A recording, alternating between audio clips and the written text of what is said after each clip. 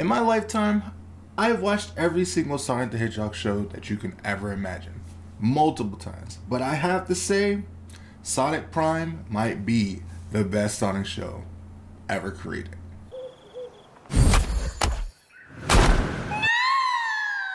Now, I know that's a bold claim for me to say when so many great Sonic shows has been created, from Sonic X, SatAM, Sonic Boom, you name it.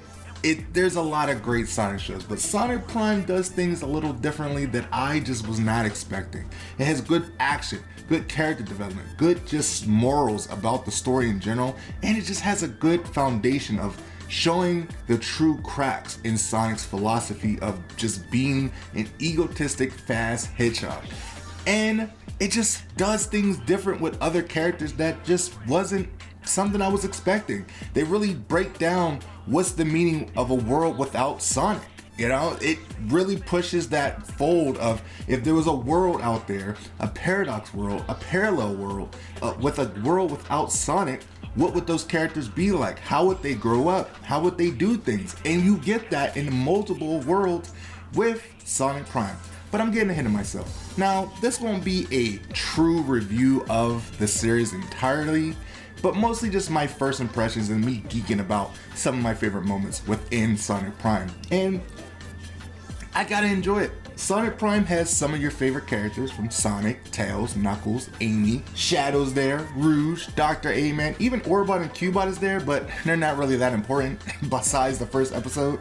They don't really have that much speaking lines, but other than that, you have all your favorite characters. There's also Big, who sometimes is there, but sometimes is not, but you know, he's there as well. But it's kind of sad that you didn't get to see other Sonic characters like Silver or Blaze or anything like that. I get that it would probably have been a little bit too complicated to add too many characters in there, but I get it. But regardless, the set of characters they did have in the show was pretty good. And from time to time, you would see other types of characters, like Metal Sonic showed up, which was really cool, even though he was Chaos Sonic, not really the same, but you get the idea. And he was a very annoying, but as he's supposed to be. It almost kind of like he was kind of borrowing Scourge the Hedgehog kind of vibes, instead of just Metal Sonic. But then eventually, later, he became Metal Sonic, more like Metal Sonic when you got more of the metal heads around. And just the choreography in the show was just really handled really well. Like, there was so many great fight moments and great just choreography moments that just hit so well. The comedic timing between the characters was really good. And one relationship that I loved the most throughout the entire show was Sonic and Shadow. Now, when it comes to Sonic and Shadow, they do their typical Sonic and Shadow fighting, but in this one, it almost feels like Shadow is kind of like the big brother of Sonic, who kind of shows up whenever Sonic is being stupid and not listening, and he shows up like, hey, pay attention, act right. You're not doing things right, you gotta make sure you're doing this. And he kind of just acts like he knows everything, but he doesn't, but he does. It's a cute little relationship that they have in the show. And when they're together, they do some amazing things. They have some good banter back and forth between each other, and showing that they're both growing as characters together. As Sonic is growing, Shadow is also growing. And when they do come together, there's some amazing moments when it does happen. It doesn't happen all the time because it'd be too overpowered, as I was saying, but when it does happen, it is really cool. I also do love that when every time they go to a new universe, they think Shadow is like another version of Sonic because they look alike, but it's the same old trope that they always have. You know, and they also just throw in a bunch of different Easter eggs between Shadow's pose and just other things that you see in the show that just references to the games or other types of Sonic media that we had before. And it's just always a fun time just to see everything happen. I think this show handled Sonic's character the best that's ever been done in any Sonic show. We all know that Sonic is a very egotistic, fast, jumping in person. Well, not person, hedgehog. And he just jumps in without really thinking about it because he gets in the mojo that since he's fast, there's no consequences. But this is the first time in a long time that they go in depth that there is consequences for him not working part of the team and him not thinking about others' benefactors or anything like that. Now, Sonic does care about his friends a lot. That's one thing that he's always about. However, when he gets into his groove of fighting Dr. Eggman and trying to be the hero and trying to be fast, he does forget about a few things. And man, does they show it. And this is the first time you actually see Tails get mad at him being too big-headed. And it's good, because there's sometimes where Sonic does do things that's a little stupid, and it's just like, why are you doing this? I mean, I get that you're fast. I mean, I don't want to put out that line, but you know, it's a good line of great power comes great responsibility. And sometimes Sonic doesn't use his powers for a great responsibility. Like when he was like, in the first episode when he's fighting Dr. Eggman and it seemed like, you know, things wasn't right, Tails was trying to tell him like, hey, things is not cool, things is out of whack, it doesn't seem like it's the right way to go about it, it's a trap. And he wasn't really listening to Tails, which is just something that just doesn't seem right. Like, it just like, if someone is telling you multiple times like, hey, this doesn't seem right, this seems like a trap, Dr. Eggman's not really in there, and he just go in and blast a crater anyway, and then just causes all kinds of mayhem, you think a little bit that you should be pulling back on a little things. But in the end, Sonic did kind of feel bad about it, but at the end of the day, Tails was still a little upset about it, but still trying to figure out what was going on with Dr. Eggman's plans. And it was pretty much him going after these new crystals called the Paradox Crystals, or Paradox Shards. They're pretty much just very powerful Chaos Emeralds. I know they're not Chaos Emeralds, but they're like essentially the Chaos Emeralds for this show, because Chaos Emeralds do exist in the world. Shadow was looking for one. However, it is more so that they are shards that have different abilities and powers that can transfer to different universes, and it's pretty much the main focus of the entire show. Now, getting back to Sonic himself. Now, I think this show handled Sonic's egoness the best they has ever had in their entire Sonic franchise. Besides like Sonic Frontiers, that was a good one where Sonic's egoness got kind of tested in a good way, but this one was like really big, because you know, Sonic being himself, they find out that Dr. Eggman is trying to steal these Paradox Crystals, and instead of just waiting and figuring out what was going on with the crystals, he jumps in and shatters the crystals. And it really has some big world-changing events, like it freezes time in Green Hill and it sends him into a whole new world called New York City, where he meets the Council of Five that's now split between 5 different Eggmans. A baby Eggman, a samurai Eggman who's kind of emo-ish, sort of, but you also have an emo Eggman, Grandpa Eggman, and then it seems like regular Eggman, but just not Eggman. It was like, it's kind of weird, but, and you know, they are pretty funny in their own way. They add a little bit of levity and depth to the story. They actually have their own stories within the council of what they represent, what they're doing. At the end of the day, they still have the same Eggman brain to take over and rule with an iron thumb. And this New York City is pretty much the replication of a world without Sonic. It turns into this, and essentially it's weird that you don't ever see other types of Sonic or Shadow, because I guess in the end, if there was multiple Sonics and Shadows, they would be a little bit too overpowered, which has been shown in different scenes, that when Sonic and Shadows working together, they can blow through a lot of stuff really quickly. But you don't really get it often because it would be a little bit too overpowered for the show, but you still get some good amazing moments with Sonic and Shadow. But most of the time it's just Sonic going through different worlds, trying to learn the meaning of working as a team, being part of friendship more, understanding other people's wants over your own, like meeting Nines, who looks like Tails but is not Tails. He has 9 tails. He gets a little, you know, a little angry if you mention him having only 2 tails. He's a little bit more rough than the original Tails is, and he doesn't really like to be compared to the original Tails, as Sonic tends to do, because as Sonic is trying to figure out where he is, he understands that this is technically a different version of Green Hill Zone.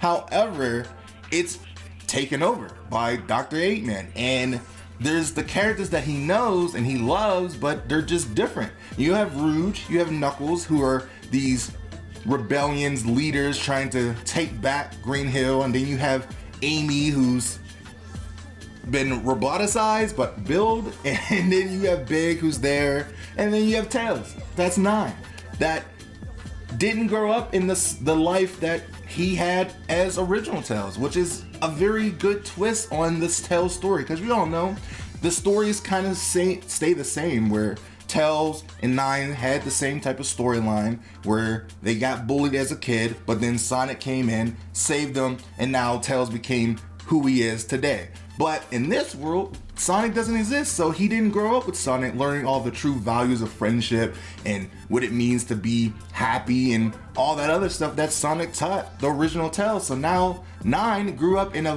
very grumpy, savage kind of environment, and Sonic just can't seem to get the handle of that this isn't Tails.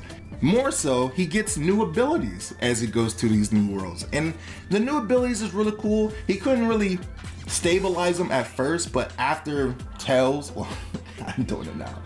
After 9 fixed his gear up to give him gear to allow him to stabilize in these different worlds to control the prism energy inside of him, he now, every time he goes to a different world, he gets a new ability and power. And they do a really good job of every time he jumps to a different world, like he's in Kingdom Hearts or something, he does change his gloves and shoes to match that type of environment. When he goes to the caveman type world, he gets a whole nice like caveman aesthetic. When he goes to the future, he gets this new future-esque tech. When he goes to the pirate world, he gets pirate kind of gloves and shoes. And it's really cool. They do keep up with it when he does travel to different worlds, and it's really cool to see these different abilities and powers and how he utilizes them. Now, when he's in these worlds, he's pretty much just being Sonic. It's just Sonic for the first season of the show.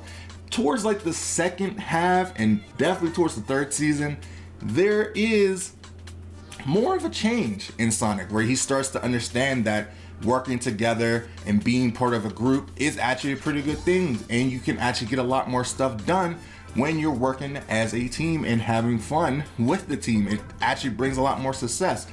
I think towards like the end, I think there was some things that I was hoping for and wishing for. Now, I'm gonna put a little spoiler warning right here, because I don't want to spoil anyone of season 3 just in case they didn't watch it yet or have intentions of watching Sonic Prime. So skip to this time code if you don't want to be spoiled. But if you are still here, in the end, Tails, I did it again, 9 actually ended up becoming the main villain, because it shows that 9 and Sonic had two different ideas. 9 wanted just to live into the Grim with Sonic and just leave, have no one else bother them, and have this whole utopia for themselves. But Sonic, being from Green Hill, he wanted to rebuild Green Hill as the original way it was, and he was trying to keep projecting. He kept trying to project his own feelings onto 9 being Tails, and they're not the same person. And that was the one thing that added a lot of turmoil with 9, because he just wanted to be seen as 9 and not Tails. And I think one of the things that would have been really, really cool by the end, if the original Tails would have came back to fight 9, to show that more like Sonic doesn't need to be the hero all the time. I feels like if Tails would have came back and showed 9 what it's like to live in a life with Sonic and how happy he is and how fun he is, I think that would have been a nice little counteractor of 9's life. And I think that was just a missed opportunity that we just didn't get, because once the first season, pretty much the first episode happens, you don't really see the original cast of the original Tails, Knuckles, Amy at all, because they're frozen in this time-like state for the entire show until like one part in the middle and then halfway to the end. And it's just kind of sad. You don't really get to see the original crew do things. They're just kind of there. And like, I mean, in the end, I think I was hoping for that, but we didn't get that. But the ending that we did get was still pretty cool. The classic Sonic versus Tails was a good reference from the comics. We haven't had something like that in a long time. Well, it's not Tails, it's 9. I keep making that mistake. Maybe he might get mad at me, so I need to stop doing that. But in the end, I think Sonic Prime was an amazing show. I think they handled a lot of things really well. I would have loved to see more worlds besides the ones we got, like a ninja world or a samurai world or a spy world. But I know that would have been asking for a little bit too much. I think in the entirety, I think this was the Sonic Forces we should have gotten. If we would have played this within the game, this whole storyline within the game, it would have been the best Sonic game ever created. But even though it's in a cartoon, it is the best Sonic show that's ever been created, and I think it handled a lot of things really well. It's unfortunate that it doesn't seem like we're going to be in a season 4 because it seems like it's kind of like on a cliffhanger, but it also leaves it up to your own interpretation of what happened at the end, because you know, when it comes to Sonic, there's always something coming up or some type of new boss or enemy that shows up to wreak havoc, and that's like what I just like to think about, that Sonic and Crew just doing normal Sonic and Crew things. So let me know how you guys feel about Sonic Prime. I really did enjoy the show. I think they handled a lot of things really well. A lot of the characters really well. The voice acting was really good for a lot of the characters. The only one that I didn't vibe with as much was Dr. 8-Man, only because I'm biased to Mike Pollock, who is the Dr. 8-Man. I think he just brings out Dr. 8-Man's charm in anything he does, and it just felt weird not having him there. But despite that, I think everyone did a fantastic job. The vocal range for all the characters, for doing different things, for the pirate, the caveman, and all that was really well done. I think the characters relating to each other was really good, especially the Amy's. They really came together, which was really cute. And then just other things within the show was really, really nice. So overall, Sonic Prime was an amazing show. Let me know if you guys agree, and what did some things you did or did not like about the show, or did you think it was just the best thing ever as well, and just want to let me know about it. So in the comments, let me know what you guys think, and I will be back with another video real soon. Goodbye.